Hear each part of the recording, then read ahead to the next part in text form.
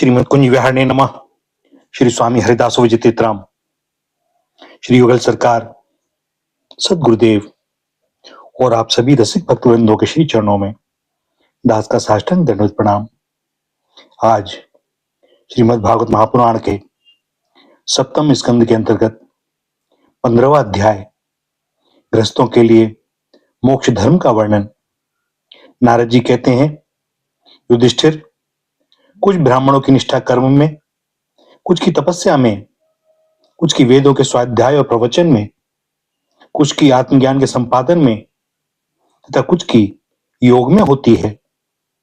गृहस्थ पुरुष को चाहिए कि श्राद्ध अथवा देव पूजा के अवसर पर अपने कर्म का अक्षय फल प्राप्त करने के लिए ज्ञान निष्ठ पुरुष को ही हव्य कव्य का दान करे। यदि वह ना मिले तो योगी, प्रवचनकार आदि को यथा योग्य और यथा क्रम देना चाहिए।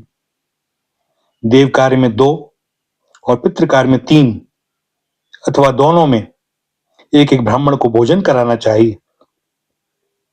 अत्यंत धनी होने पर भी श्राद्ध कर्म में अधिक विस्तार नहीं करना चाहिए, क्योंकि सगे संबंधी आदि स्वजनों को देने से और विस्तार करने से देश कालोचित श्रद्धा, पदार्थ, पात्र और पूजन आदि ठीक ठीक नहीं हो पाते। देश और काल के प्राप्त होने पर ऋषि मुनियों के भोजन करने योग्य शुद्ध हविष्यान्न भगवान को भोग लगाकर श्रद्धा से विधि पूर्वक योग्य पात्र को देना चाहिए। वह समस्त कामनाओं को पूर्ण करने वाला और अक्षय होता है।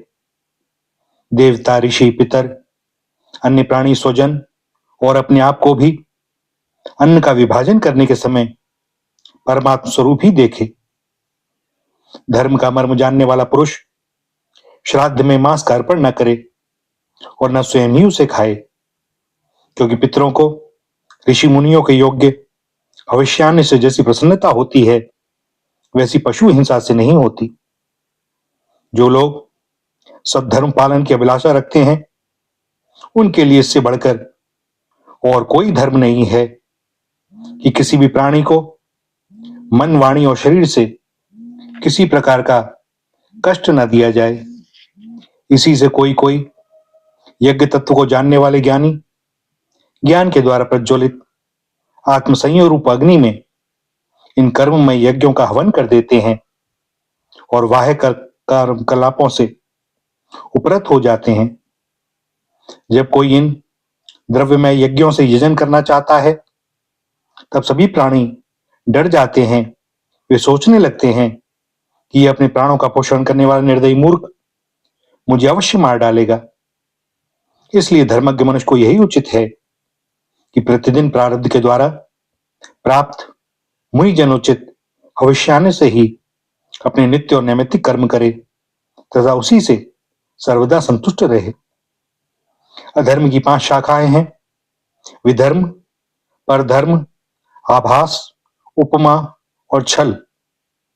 धर्मज्ञ पुरुष अधर्म के समान ही इनका भी त्याग कर दे। जिस कार्य को धर्म बुद्धि से करने पर भी अपने धर्म में बाधा पड़े, वह विधर्म है। किसी अन्य के द्वारा अन्य पुरुष के लिए उपदेश किया हुआ धर्म परधर्म है। पाखंड या दंभ का नाम उपधर्म अथवा उपमा है। शास्त्र के वचनों का दूसरे प्रकार का अर्थ कर देना छल है। मनुष्य अपने आश्रम के विपरीत स्वेच्छा से जिसे धर्म मान लेता है, वह आभास है। अपने अपने स्वभाव के अनुकूल जो वर्णाश्रमोचित धर्म हैं, वे भला किसे शांति नहीं देते।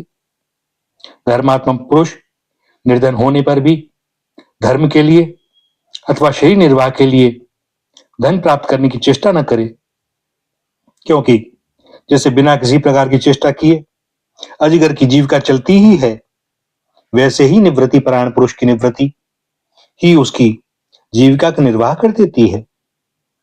जो सुख अपनी आत्मा में रमण करने वाले निष्क्रिय संतोषी पुरुष को मिलता है, वह उस मनुष्य को भला कैसे मिल सकता है जो कामना और लोभ से धन के लिए हाय हाय करता हुआ इधर उधर दौड़ता फिरता है।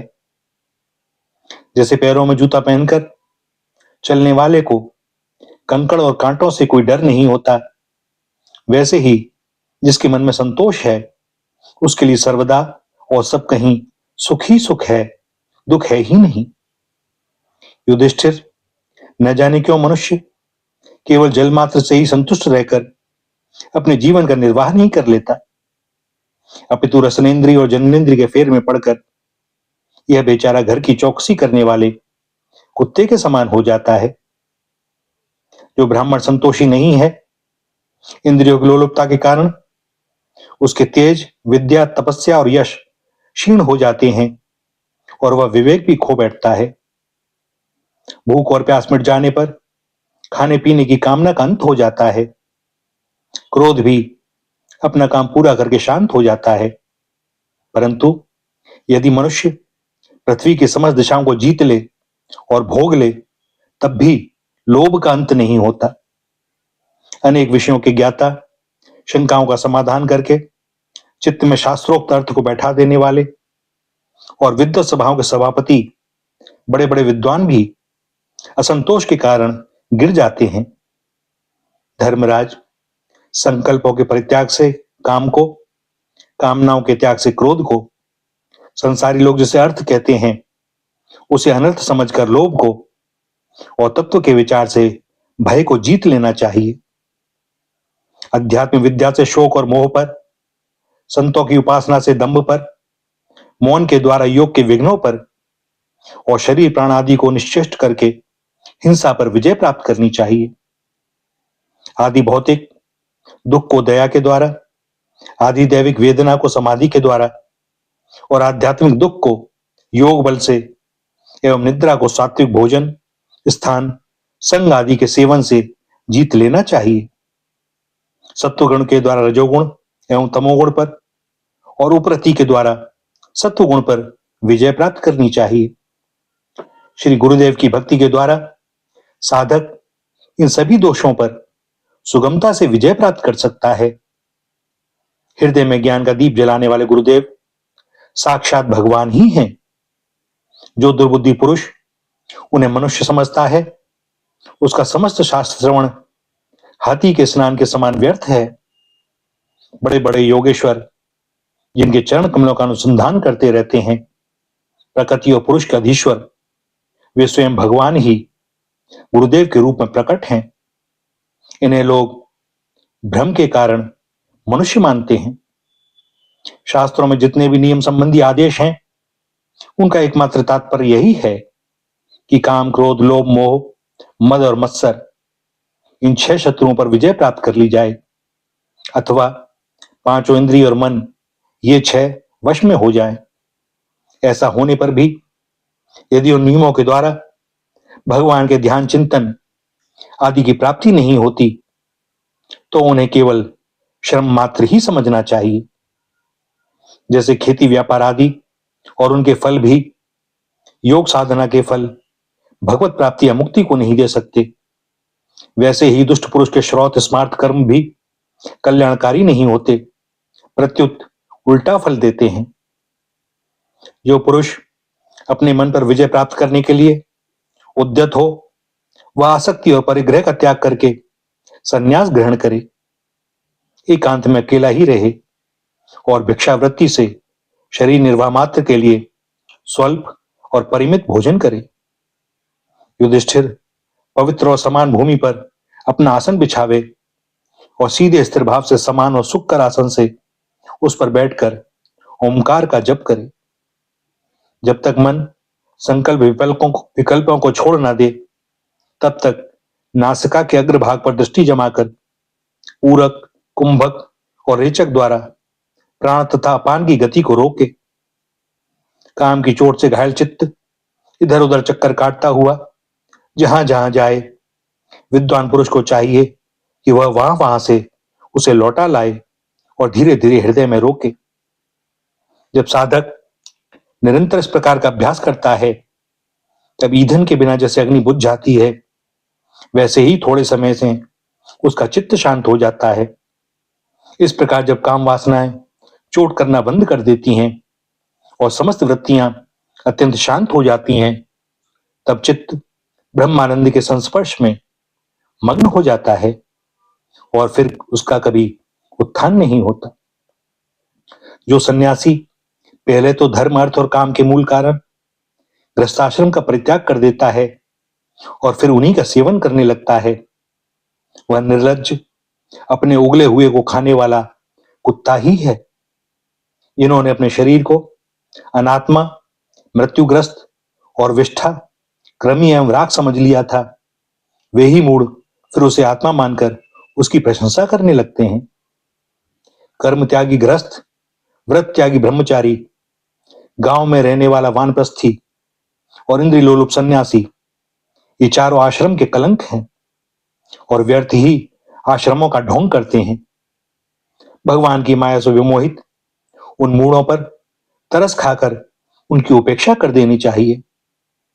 आत्मज्ञान के द्वारा जिसकी सारी वासना निर्मूल हो गई हो और जिसने अपनी आत्मा को पर ब्रह्म स्वरूप जान लिया है, वह किस विषय की इच्छा और किस भोक्ता की तृप्ति के लिए इंद्रिय लोलुप होकर अपने शरीर का पोषण करेगा। उपनिषदों में कहा गया है कि शरीर रथ है, इंद्रिया घोड़े हैं, इंद्रियों का स्वामी मन लगाम है, शब्द आदि विषय मार्ग हैं, बुद्धि सारथी है, चित्त ही भगवान के द्वारा निर्मित बांधने की विशाल रस्सी है, 10 प्राण धुरी हैं, धर्म और अधर्म पहिए हैं और इनका अभिमानी जीव रथी कहा गया है। ओमकार ही उस रथी का धनुष है, शुद्ध जीवात्मा बाण और परमात्मा लक्ष्य है। इस ओमकार के द्वारा अंतरात्मा को परमात्मा में लीन कर देना चाहिए। राग, द्वेष, लोभ, शोक, मोह, भय, मद, मान, अपमान, दूसरों के गुणों में दोष निकालना, छल, हिंसा, दूसरे की उन्नति देखकर जलना, तृष्णा, प्रमाद, भूख और नींद, ये सब और ऐसे ही जीवों के और भी बहुत से शत्रु हैं। उनमें रजोगुण और तमोगुण प्रधान वृत्तियां अधिक हैं। कहीं कहीं कोई सत्वगुण प्रधान भी होती है। यह मनुष्य शरीर रूप रथ जब तक अपने वश में है और उसके इंद्रिय, मन आदि सारे साधन अच्छी दिशा में विद्यमान हैं, तभी तक श्री गुरुदेव के चरण कमलों की सेवा पूजा से शांत धराई हुई ज्ञान की तीखी तलवार लेकर भगवान के आश्रय से इन शत्रुओं का नाश करके अपने स्वराज सिंहासन पर विराजमान हो जाए और फिर अत्यंत शांत भाव से इस शरीर का भी परित्याग कर दे। नहीं तो तनिक भी प्रमाद हो जाने पर ये इंद्रिय रूप दुष्ट घोड़े और उनसे मित्रता रखने वाला बुद्धि रूप सारथी रथ के स्वामी जीव को उल्टे रास्ते ले जाकर विषय रूपी लुटेरों के हाथ में डाल देंगे। वे डाकू, सारथी और घोड़ों के सहित इस जीव को मृत्यु से अत्यंत भयावने घोर अंधकार में संसार के कुएं में गिरा देंगे। वैदिक कर्म 2 प्रकार के हैं। एक तो वे जो वृत्तियों को उनके विषयों की ओर ले जाते हैं, प्रवृत्ति परक, और दूसरे वे जो वृत्तियों को उनके विषयों की ओर से लौटाकर शांत एवं आत्म साक्षात्कार के योग्य बना देते हैं, निवृत्ति परक। प्रवृत्ति परक कर्म मार्ग से बार बार जन्म मृत्यु की प्राप्ति होती है और निवृत्ति परक भक्ति मार्ग या ज्ञान मार्ग के द्वारा परमात्मा की प्राप्ति होती है। शेन याग आदि हिंसामय कर्म, अग्निहोत्र, दर्श, पूर्णमास, चातुर्मास, पशुयाग, सोमयाग, वैश्वदेव, बलिहरण आदि द्रव्यमय कर्म इष्ट कहलाते हैं और देवालय, बगीचा, कुआं आदि बनवाना तथा प्याऊ लगवाना पूर्त कर्म है। ये सभी प्रवृत्ति परक कर्म हैं और सकाम भाव से युक्त होने पर अशांति के ही कारण बनते हैं।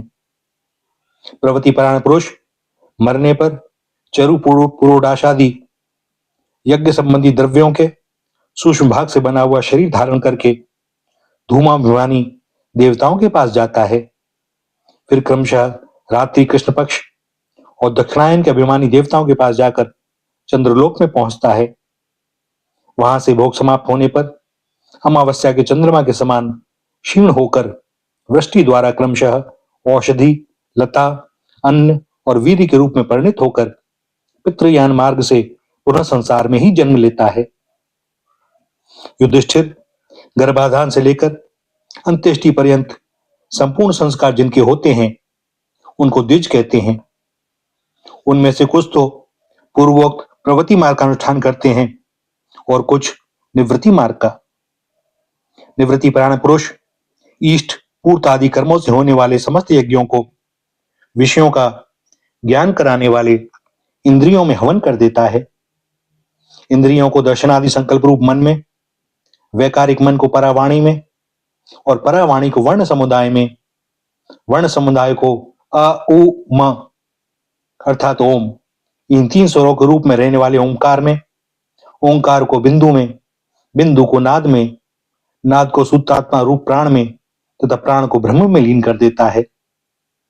वह निवृत्ति निष्ठ ज्ञानी क्रमशः अग्नि, सूर्य, दिन, सायंकाल, शुक्ल पक्ष, पूर्णमासी और उत्तरायण के अभिमानी देवताओं के पास जाकर ब्रह्मलोक में पहुंचता है और वहां के भोग समाप्त होने पर वह स्थूलोपाधिक विश्व अपनी स्थूल उपाधि को सूक्ष्म में लीन करके सूक्ष्मोपाधिक तेजस हो जाता है। फिर सूक्ष्म उपाधि को कारण में लेकर के कारणोपाधिक प्राज्ञ रूप से स्थित होता है। फिर सबके साक्षी रूप से सर्वत्र अनुगत होने के कारण साक्षी के ही स्वरूप में कारणोपाधि का लय करके तुरीय रूप से स्थित होता है। इस प्रकार दृश्यों का लय हो जाने पर वह शुद्ध आत्मा रह जाता है। यही मोक्ष पद है। इसे देवयान मार्ग कहते हैं। इस मार्ग से जाने वाला आत्मोपासक संसार की ओर से निवृत्त होकर क्रमशः एक से दूसरे देवता के पास होता हुआ ब्रह्मलोक में जाकर अपने स्वरूप में स्थित हो जाता है। वह प्रवृत्ति मार्ग के समान फिर जन्म मृत्यु के चक्कर में नहीं पड़ता। ये पितृयान और देवयान दोनों ही वेदोक्त मार्ग हैं। जो शास्त्रीय दृष्टि से इन्हें तत्वतः जान लेता है वह शरीर में स्थित रहता हुआ भी मोहित नहीं होता। पैदा होने वाले शरीरों के पहले भी कारण रूप से और उनका अंत हो जाने पर भी उनकी अवधि रूप से जो स्वयं विद्यमान रहता है, जो भोग रूप से बाहर और भोक्ता रूप से भीतर है तथा ऊंच और नीच, जानना और जानने का विषय, वाणी और वाणी का विषय, अंधकार और प्रकाश आदि वस्तुओं के रूप में जो कुछ भी उपलब्ध होता है वह सब स्वयं यह तत्ववेत्ता ही है। इसी से मोह उसका स्पर्श नहीं कर सकता। दर्पण आदि में दिखाई देने वाला प्रतिबिंब विचार और युक्ति से बाधित है। उसका उनमें अस्तित्व है नहीं, फिर भी वस्तु के रूप में तो वह दिखता ही है। वैसे ही इंद्रियों के द्वारा दिखने वाला वस्तुओं का भेदभाव भी विचार, युक्ति और आत्मानुभव से असंभव होने के कारण वस्तुतः न होने पर भी सत्य के जैसा प्रतीत होता है। पृथ्वी आदि पंचभूतों से इस शरीर का निर्माण नहीं हुआ है।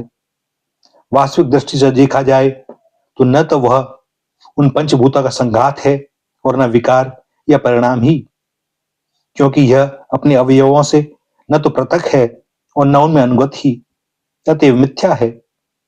इसी प्रकार शरीर के कारण रूप पंचभूत भी अवयवी होने के कारण अपने अवयवों सूक्ष्म भूतों से भिन्न नहीं है, अवयव रूप ही हैं। जब बहुत खोजबीन करने पर भी अवयवों के अतिरिक्त अवयवी का अस्तित्व नहीं मिलता, वह असत ही सिद्ध होता है, तब अपने आप ही यह सिद्ध हो जाता है कि यह अवयव भी असत्य ही हैं। जब तक अज्ञान के कारण एक ही परम तत्व में अनेक वस्तुओं के भेद मालूम पड़ते रहते हैं, तब तक यह भ्रम भी रह सकता है कि जो वस्तुएं पहले थीं वे अब भी हैं और स्वप्न में भी। जिस प्रकार जागृत, स्वप्न आदि अवस्थाओं के अलग अलग अनुभव होते हैं तथा उनमें विधि निषेध के शास्त्र रहते हैं, वैसे ही जब तक इन भिन्नताओं के अस्तित्व का मोह बना हुआ है तब तक यहां भी विधि निषेध के शास्त्र हैं ही। जो विचारशील पुरुष स्वानुभूति से आत्मा के त्रिविध अद्वैत का साक्षात्कार करते हैं, वे जागृत, स्वप्न, सुषुप्ति और दृष्टा, दर्शन तथा दृश्य के भेद रूप स्वप्न को मिटा देते हैं। ये अद्वैत तीन प्रकार के हैं: भावाद्वैत, क्रियाद्वैत और द्रव्याद्वैत। जैसे वस्त्र सूत रूप ही होता है, वैसे ही कार्य भी कारण मात्र ही है, क्योंकि भेद तो वास्तव में है नहीं। इस प्रकार सबकी एकता का विचार भावाद्वैत है। युधिष्ठिर, मन, वाणी और शरीर से होने वाले सब कर्म स्वयं पर ब्रह्म परमात्मा में ही हो रहे हैं, उसी में अध्यस्त हैं। इस भाव से समस्त कर्मों को समर्पित कर देना क्रियाद्वैत है। स्त्री पुत्रादि, सगे संबंधी एवं संसार के अन्य समस्त प्राणियों के तथा अपने स्वार्थ और भोग एक ही हैं, उनमें अपने और पराये का भेद नहीं है। इस प्रकार का विचार द्रव्याद्वैत है। युधिष्ठिर, जिस पुरुष के लिए जिस द्रव्य को जिस समय जिस उपाय से जिससे ग्रहण करना शास्त्राज्ञा के विरुद्ध ना हो, उसे उसी से अपने सारे कार्य संपन्न करने चाहिए। आपत्ति काल को छोड़कर इससे अन्यथा नहीं करना चाहिए। महाराज, भगवत भक्त मनुष्य वेद में कहे हुए इन कर्मों के तथा अन्य स्वकर्मों के अनुष्ठान से घर में रहते हुए भी श्री कृष्ण की गति को प्राप्त करता है। युधिष्ठिर, जैसे तुम अपने स्वामी भगवान श्री कृष्ण की कृपा और सहायता से बड़ी कठिन विपत्तियों से पार हो गए हो और उन्हीं के श्री चरण कमलों की सेवा से समस्त भूमंडल को जीतकर तुमने बड़े बड़े रासुई यज्ञ आदि किए हैं। पूर्व जन्म में, इसके पहले के महाकल्प में मैं गंधर्व था। मेरा नाम था उपबरण और गंधर्वों में मेरा बड़ा सम्मान था। मेरी सुंदरता, सुकुमारता और मधुरता अपूर्व थी। मेरे शरीर में से सुगंधी निकला करती और देखने में मैं बहुत अच्छा लगता। स्त्रियां मुझसे बहुत प्रेम करती और मैं सदा प्रमाद में ही रहता। मैं अत्यंत विलासी था। एक बार देवताओं के यहाँ ज्ञान सत्र हुआ। उसमें बड़े बड़े प्रजापति आए थे। भगवान की लीला का गान करने के लिए उन लोगों ने गंधर्व और अप्सराओं को बुलाया। मैं जानता था कि वह संतों का समाज है और वहां भगवान की लीला का ही गान होता है। फिर भी मैं स्त्रियों के साथ लौकिक गीतों का गान करता हुआ उन्मत्त की तरह वहां जा पहुंचा। देवताओं ने देखा कि यह तो हम लोगों का अनादर कर रहा है। उन्होंने अपनी शक्ति से मुझे श्राप दे दिया कि तुमने हम लोगों की अवहेलना की है, इसलिए तुम्हारी सारी सौंदर्य संपत्ति नष्ट हो जाए और तुम शीघ्र ही शूद्र हो जाओ। उनके श्राप से मैं दासी पुत्र हुआ, किंतु शूद्र जीवन में किए हुए महात्माओं के सत्संग और सेवा शुश्रूषा के प्रभाव से मैं दूसरे जन्म में ब्रह्मा जी का पुत्र हुआ। संतों की अवहेलना और सेवा का यह मेरा प्रत्यक्ष अनुभव है। संत सेवा से ही भगवान प्रसन्न होते हैं। मैंने तुम्हें गृहस्थों का पाप नाशक धर्म बतला दिया। इस धर्म के आचरण से गृहस्थ भी अनायास ही सन्यासियों को मिलने वाला परम पद प्राप्त कर लेता है। युधिष्ठिर, इस मनुष्य लोक में तुम लोगों के भाग्य अत्यंत प्रशंसनीय हैं, क्योंकि तुम्हारे घर में साक्षात पर ब्रह्म परमात्मा मनुष्य का रूप धारण करके गुप्त रूप से निवास करते हैं। इसी से सारे संसार को पवित्र कर देने वाले ऋषि मुनि बार बार उनका दर्शन करने के लिए चारों ओर से तुम्हारे पास आया करते हैं। बड़े बड़े महापुरुष निरंतर जिनको ढूंढते रहते हैं, जो माया क्लेश से रहित परम शांत परमानंदानुभव स्वरूप पर ब्रह्म परमात्मा हैं, वे ही तुम्हारे प्रिय हितैषी ममेरे भाई पूज्य आज्ञाकारी गुरु और स्वयं आत्मा श्री कृष्ण हैं। शंकर ब्रह्मा आदि भी अपनी सारी बुद्धि लगाकर वे यह हैं इस रूप में उनका वर्णन नहीं कर सके। फिर हम तो कर ही कैसे सकते हैं। हम मौन भक्ति और संयम के द्वारा ही उनकी पूजा करते हैं। कृपया हमारी यह पूजा स्वीकार करके भक्त वत्सल भगवान हम पर प्रसन्न हो। श्री सुखदेव जी कहते हैं, परीक्षित, देवर्षि नारद का यह प्रवचन सुनकर राजा युधिष्ठिर को अत्यंत आनंद हुआ। उन्होंने प्रेम विह्वल होकर देवर्षि नारद और भगवान श्री कृष्ण की पूजा की। देवर्षि नारद भगवान श्री कृष्ण और राजा युधिष्ठिर से विदा लेकर और उनके द्वारा सत्कार पाकर चले गए। भगवान श्री कृष्ण ही पर ब्रह्म है, यह सुनकर युधिष्ठिर के आश्चर्य की सीमा न रही। परीक्षित, इस प्रकार मैंने तुम्हें दक्ष पुत्रियों के वंशों का अलग अलग वर्णन सुनाया। उन्हीं के वंश में देवता, असुर, मनुष्य आदि और संपूर्ण चराचर जगत की सृष्टि हुई है। भैया, यहाँ सप्तम स्कंद का 15वां अध्याय समाप्त होता है और इसके साथ ही साथ सप्तम स्कंद भी समाप्त होता है। हरिओम तत्सत। आप सब अनुमति दें आज के लिए वाणी को विराम देने की। आगे फिर जैसी उनकी जो इच्छा। श्री राधा, श्री राधा, श्री राधा।